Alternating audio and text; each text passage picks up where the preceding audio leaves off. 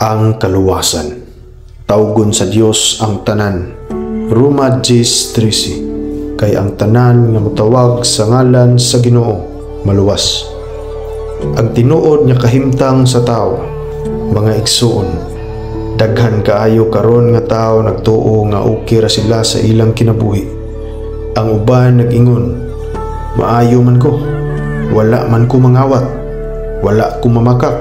Pero ang Biblia nag-ingon sa Roma 3:23, kay ang tanan nakasala ug wala makabot sa himaya sa Dios. Bisan unsa pa nato kamaayo, naa gihapon tay sala, ug tungod anang sala nabuwag ta sa Dios. Ang kalag sa tao walay kasiguruhan kung wala si Kristo. Mao nga daghang tao karon ang nagkinabuhi nga walay kalinaw, kay wala pa sila makaila sa tinuod nga manluluwas. Bisan pa man sa atong sala, gihigugma gihapon ta sa Dios. Sa Juan 3:16 nag-ingon, kay gihigugma sa Dios ang kalibutan, gihatag niya ang iyang bugtong anak aron ang bisan kinsa nga motuo kaniya dili malaglag kundi makabaton og kinabuhi nga walay katapusan.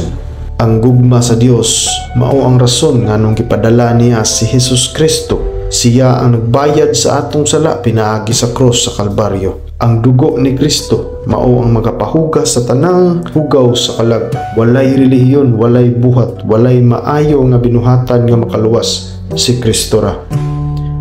Ang tawag sa Dios, ang kaluwasan dili kinahanglan bayaran, regalo kini sa Dios sa Efeso 2:8-9. Kay pinaagi sa grasya kamo naluwas pinaagi sa pagtuo, o kini dili gikan kaninyo, kini gasa sa Dios. Dili pinaagi sa mga buhat aron walay usah nga magpasigarbog. Ang Dios karon nagatawag sa imo, basin dugay na kanya gitandog apan sige nimog balibad, ayaw na paghulat nga maulahi ang tanan. Ang kaluwasan dili ugma, karon gyud ang adlaw sa kaluwasan. Sa 2 Korinto 6:2 nag-ingon, karon mao ang takna sa pagdawat sa grasya, karon mao ang adlaw sa kaluwasan. Unsay buot sa Dios aron maluwas ka? Una, tuhui si Hesus Kristo, siya ra ang makaluwas. Ikaduha, sunda siya sa tinuod nga pagtuo, dili sa baba lang kundi sa kasing-kasing. Ikatulo, pasudla siya sa imong kinabuhi. Ingna ang Ginoo, Ginoo, ako makasasala, nagatuo ko nga namatay ka para sa akong mga sala. Pasudlon ti ka sa akong kasing-kasing ug luwas sa ako, sa ngalan ni Hesus. Amen.